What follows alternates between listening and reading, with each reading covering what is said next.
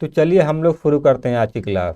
तो जैसा कि मैं आप लोग को बता चुका हूं कि मैं इस चैनल पर कंप्लीट मैथ का फ्री कोर्स करवा रहा हूं, जो कि मैं जून लास्ट तक कंप्लीट करवा दूंगा। ठीक है, तो आप लोग इस चैनल को शेयर और सब्सक्राइब कर सकते हैं। ठीक है, तो इससे पहले मैंने रेशियो के 8 पार्ट अपलोड कर दिए हैं, आप लोग उन्हें देख सकते हैं। और मैंने परसेंटेज को भी कंप्लीट अपलोड कर दिया है, आप लोग उन्हें भी देख सकते हैं। ठीक है, बाकी टॉपिक बहुत जल्द अपलोड हो जाएगा। ठीक है, और अगर आप लोग को क्वेश्चन पीडीएफ फॉर्म में चाहिए तो आप लोग टेलीग्राम चैनल ज्वाइन कर सकते हैं, उसका लिंक डिस्क्रिप्शन में दिया हुआ है। ठीक है, और वहाँ पर मेरा एक नंबर भी दिया गया है, आप लोग उस नंबर पर मुझे कुछ भी पूछने के लिए टेलीग्राम और व्हाट्सएप कर सकते हैं। ठीक है, तो चलिए हम लोग शुरू करते हैं आज की क्लास। तो पहला सवाल है, एक मिश्र धातु में कॉपर, जिंक और निकल का अनुपात 5:3:2 है। ठीक है, तो कह रहा है कि निकल की कितनी मात्रा 100 किलोग्राम के इस मिश्र धातु में मिलाई जाए ताकि नया अनुपात 5:3:3 हो जाए। ठीक है, तो कह रहा है कि 100 किलोग्राम के इस मिश्र धातु में, ठीक है, यानी जो पहले मिश्र धातु है वो कितने किलोग्राम है? 100 किलोग्राम। ठीक है, बहुत आसान सवाल है, आप लोग इसे भी दोनों तरीके से लगा सकते हैं। ठीक है, देखिए, तो कॉपर, जिंक और निकल, इन तीनों का रेशियो कितना है? 5:3:2। और ये टोटल कितने केजी है? 100 केजी। ठीक है, 100 केजी है। तो कह रहा है निकल की कितनी मात्रा मिलाई जाए। तो हम लोग मान लेते हैं जो निकल है वो यहाँ पर यक्स मिलाया गया, तब रेशियो कितना हो गया? 5:3:3। ये बताइए, निकल तो मिलाया गया, लेकिन क्या जिंक और कॉपर और जिंक, क्या इन्हें मिलाया गया? तो नहीं, इन्हें नहीं मिलाया गया है। ठीक है, यानी ये जितना पहले थे उतना अब भी हैं, जितना पहले थे उतना अब भी है। तो देखिए, पहले 5 रेशियो था, तो अब भी 5 रेशियो है। पहले 3 रेशियो था, अब भी 3 रेशियो है। ठीक है, यानी निकल मिलाने के बाद भी अब इनका रेशियो चेंज नहीं हो रहा है। तो हम लोग इसमें कुछ नहीं करेंगे, हम लोग देख लेंगे कि जब ये दोनों बराबर हैं, ठीक है, इन दोनों की मात्रा बराबर है पहले और बाद में, और रेशियो भी इन दोनों की बराबर है, तो हम लोग इसमें कुछ नहीं करेंगे। ठीक है, लेकिन देखिए, जब निकल की मात्रा मिलाई गई, ठीक है, तो पहले 2 रेशियो था, बाद में कितना हो गया? 3 रेशियो। ठीक है, पहले निकल 2 रेशियो था, जब इसमें निकल मिलाया गया तो ये 3 रेशियो हो गया। वृद्धि कितनी की हो रही है? 1 रेशियो की। ठीक है, तो ये बताइए, पहले जो 100 केजी पहले मिश्रण था वो कितने रेशियो था? देखिए, 5:3:2, 5:3:8, 2, 10, यानी 100 केजी जो मिश्रण है ये 10 रेशियो था। ठीक है, जो पहले 100 केजी मिश्रण था ये 10 रेशियो के बराबर था। और चेंजेस जब निकल मिलाया गया तो निकल 2 रेशियो फिर 3 रेशियो हो गया, 1 रेशियो की वृद्धि हुई। तो 100 केजी बराबर 10 रेशियो, तो 1 रेशियो बराबर 10 केजी हो जाएगा। ठीक है, तो यही हमारा डायरेक्ट उत्तर हो जाएगा। ठीक है, बाकी आप लोग इसे बेसिक से भी लगा सकते हैं। तो चलिए हम लोग एक बार ट्राई करते हैं बेसिक से।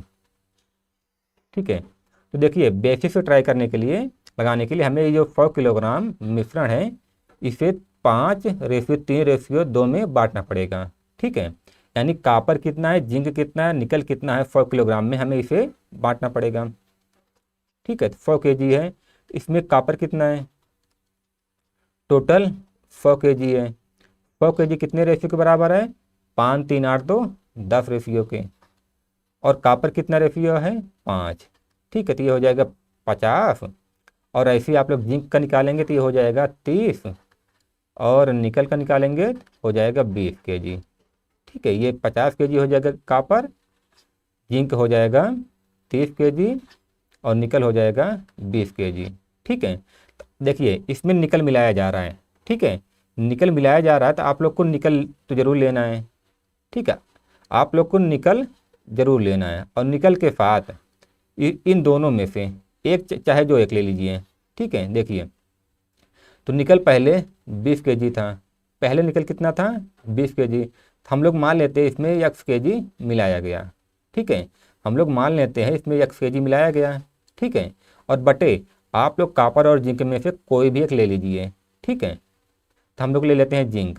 जिंक 30 हो गया, यानी ये क्या है?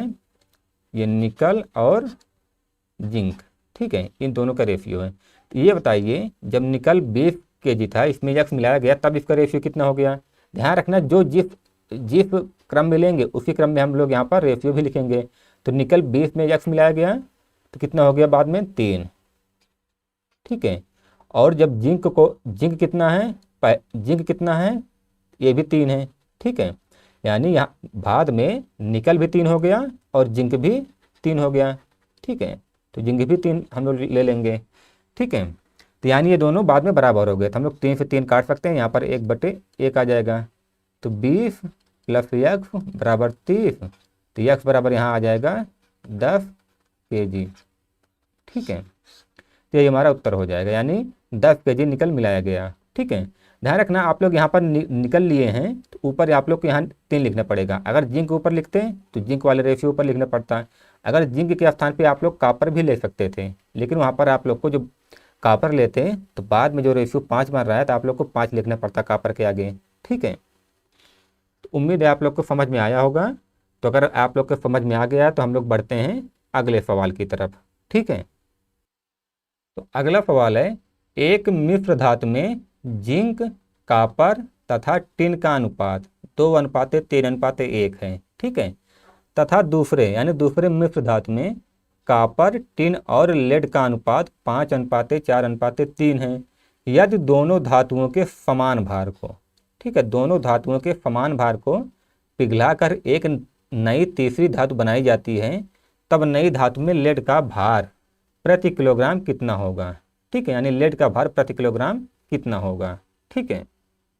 तो चलिए, तो क्या रेशियो दिया हुआ है, जिंक, कॉपर और टिन कितना है, 2:3:1, ठीक है।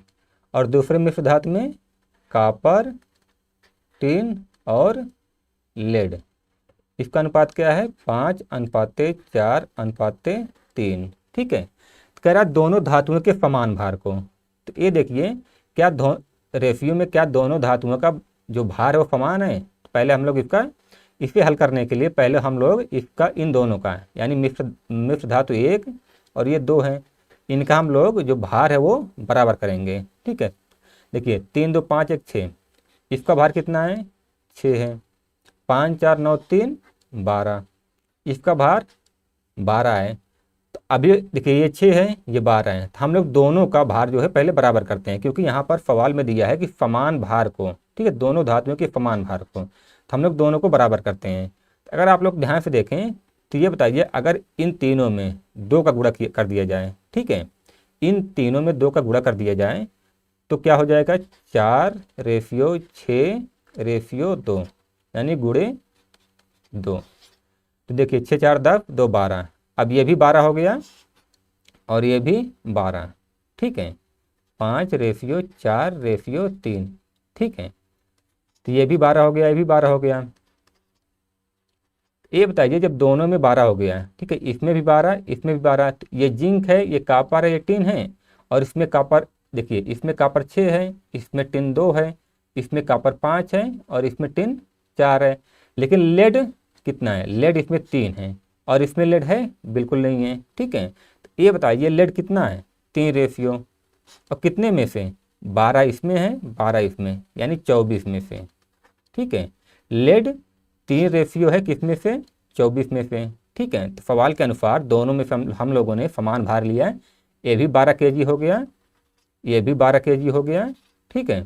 यानी जिंक 4 kg हम लोगों ने कर लिया और कॉपर इसमें 6 kg था और टिन भी इसमें 6 kg हम लोगों ने मान लिया, ठीक है। और इसमें हम लोग कॉपर 5 kg, टिन 4 kg और लेड 3 kg, ठीक है। तो कह रहा है कि नई धातु में लेड का भार प्रति किलोग्राम कितना होगा।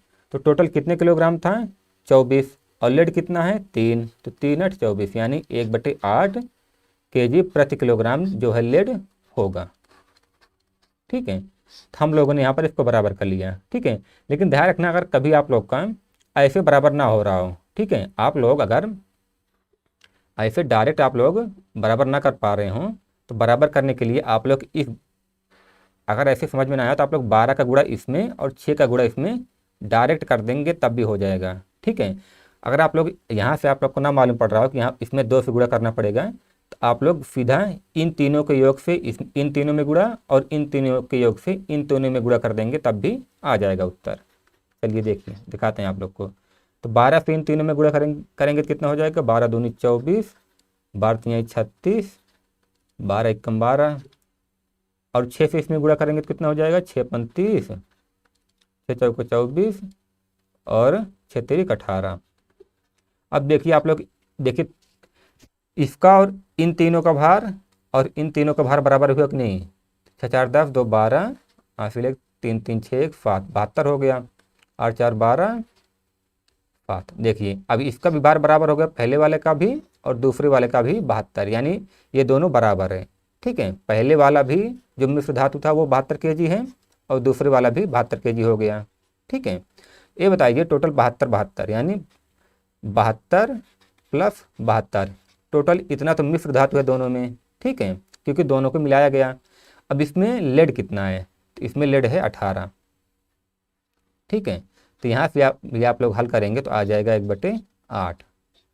ठीक है, तो आप लोग ऐसे भी हल कर सकते हैं, ऐसे भी हल कर सकते हैं। ठीक है, तो चलिए हम लोग देखते हैं अगला वाला सवाल। अगला सवाल में कह रहा है कि 49 किलोग्राम के चाय के मिश्रण में असम और दार्जिलिंग की चाय का अनुपात 5:2 है।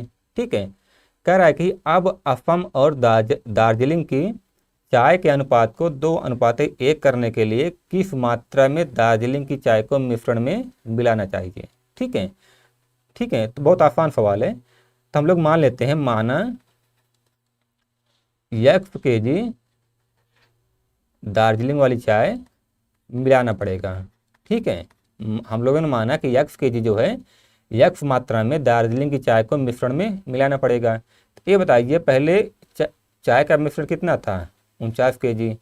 ठीक है, तो इसमें असम कितना, असम और दार्जिलिंग इन दोनों का रेशियो कितना था, 5:2, यानी 49 kg में असम और दार्जिलिंग की चाय का अनुपात 5:2 था। तो हम लोग निकाल लेते हैं कि यानी 49 में से असम, जो असम वाली चाय है वो कितने kg है, तो टोटल कितना है 49, और 49 किसके बराबर है, 5 2 7।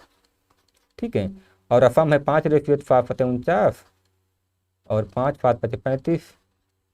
ठीक है, तो असम हो जाएगा 35 kg असम वाला, और दार्जिलिंग वाला कितना हो जाएगा, 9 5 14, यानी 14 kg।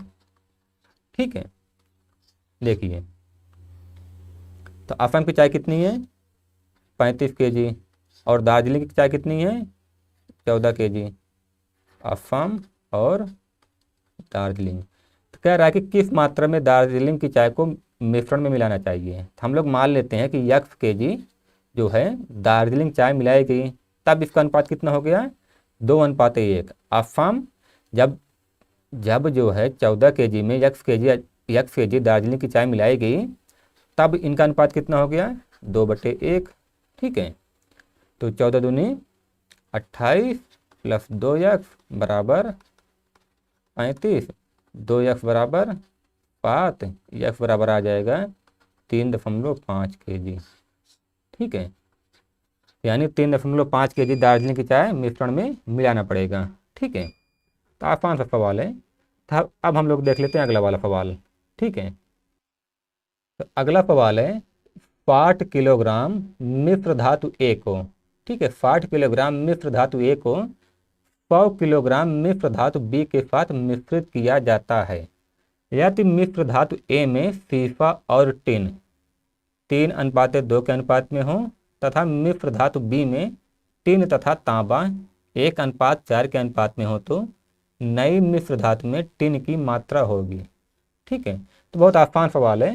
ये बताइए जो मिश्र धातु ए है ये कितने kg है, टोटल 60 kg। ठीक है, तो मिश्र धातु ए में सीसा और टिन कितना है, यानी सीसा और टिन एक किस रेशियो में है, 3:2 में। तो हम लोग 60 को 3:2 में बांट लेते हैं।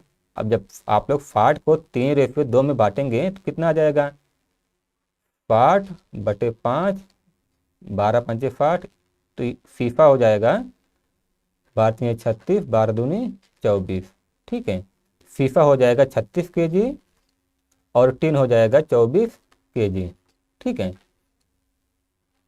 और जो मिश्र धातु बी है ये कितना है, 100 kg।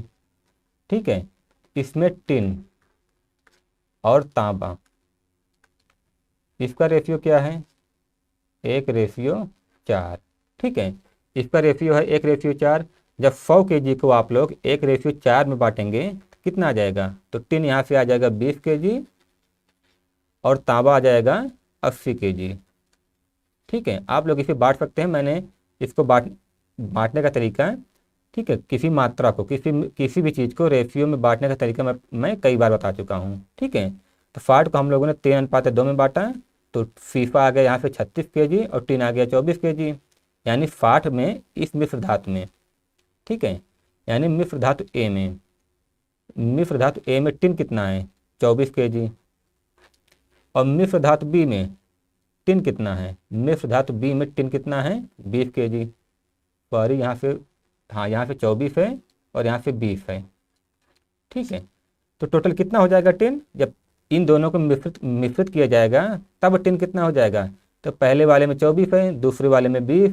ठीक है, दोनों में मिलाकर टिन कितना हो जाएगा? ये हो जाएगा 44 kg। ठीक है, तो आसान सवाल था, इसमें कुछ था नहीं। ठीक है, बाकी आप लोग ऐसे सवालों को आप लोग बिना लिखे भी लगा सकते हैं। ठीक है, आप लोग को ऐसे सवालों में 2 बार आप लोग प्रैक्टिस करिए। ऐसे सवालों में आप लोग को पेन भी चलाने की ज़रूरत नहीं पड़ेगी, आप लोग दिमाग में ही कैलकुलेशन कर लेंगे। ठीक है, तो चलिए हम लोग बढ़ते हैं अगले सवाल की तरफ।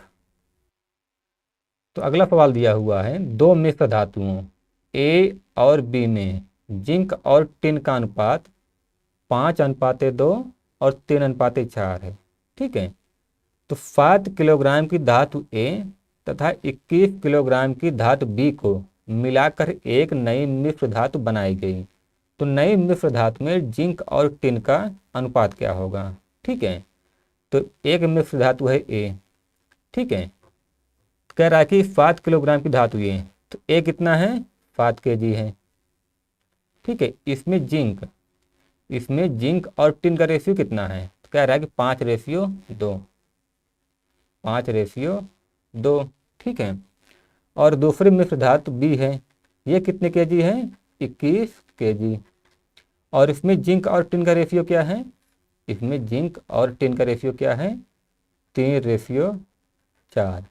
कह रहा है कि इनको मिलाकर, यानी ए और बी को मिलाकर एक नई मिश्र धातु बनाई गई। तो नई मिश्र धातु में जिंक और टिन का अनुपात क्या होगा? ठीक है, इन दोनों को मिला लिया गया, यानी 7 किलोग्राम और 21 किलोग्राम को मिला लिया गया। तो ये बताइए, जब 7 किलोग्राम में जिंक और टिन 5:2 रेशियो में है, तो जिंक कितना हो जाएगा? तो आप लोग अगर 7 को 5:2 में बांटेंगे तो जिंक जो है 5 kg आ जाएगा यहाँ से, और टिन जो है वो कितने?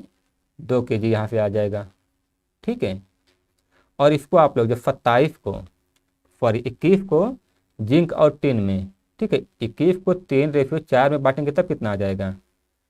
21/7, 7 3 21, ये 9 और 12। ठीक है, आप लोग जब 21 को 3:4 में बांटेंगे तब कितना आ जाएगा? जिंक आ जाएगा 9 kg और टिन आ जाएगा 12 kg। ठीक है, तो जब इन दोनों को मिलाकर नए मिश्र धातु बनाई गई तो नई मिश्र धातु में जिंक जुड़ेगा और टिन। ठीक है, इसमें पूछा है जिंक और टिन का अनुपात क्या होगा? जिंक और टिन। तो ये बताइए, पहले में जिंक कितना था? 5। दूसरे में कितना है? 9 kg। ठीक है, पहले में 5 है, दूसरे में 9 kg। 5 + 9, और पहले में टिन कितना है? पहले में टिन है 2 kg। ठीक है, और दूसरे में कितना है? 12 kg। तो जिंक और जिंक को जोड़ लेते हैं, जिंक और जिंक को, और टिन को। तो 9 5 14 और 12 2 14, यानी जो है अनुपात कितना हो जाएगा? 1:1। ठीक है, तो जो नई मिश्र धातु बनाई गई उसमें जिंक और टिन का अनुपात हो जाएगा 1:1। ठीक है, तो बहुत ही इजी सवाल था। ठीक है, तो चलिए हम लोग देख लेते हैं अगला वाला सवाल। तो अगला वाला सवाल है, कह रहा है कि 3 बीकर ABC प्रत्येक में 100 मिलीलीटर पानी और दूध का मिश्रण भरा है। ठीक है, 3 बीकर हैं और तीनों की क्षमता कितनी है? 100 मिलीलीटर। कह रहा है कि दूध और पानी का अनुपात बीकर ABC में क्रमशः 1:3, यानी बीकर ए में दूध और पानी का अनुपात 1:3 है, और बीकर 2 में दूध और पानी का अनुपात पॉलिक किसको, हाँ, दूध और पानी का अनुपात 1:4 है और बीकर 3 में 2:3 है।